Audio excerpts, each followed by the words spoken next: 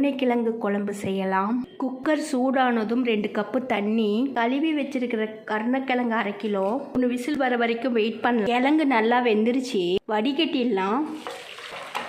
தோல் உரிச்சு 2ஆ கட் பண்ணிடலாம். கிழங்கு 2ஆ கட் பண்ணியாச்சு. பேன் சூடானதும் 2 டேபிள் ஸ்பூன் ஆயில் சூடானதும் 1/4 டீஸ்பூன் வெந்தயம், பொரிஞ்சதும் சின்ன வெங்காயம் 1 கப்பு, கறிவேப்பிலை, 8 பூண்டு பல், வேக வச்சு கட் பண்ண கிழங்க சேர்த்துருவோம்.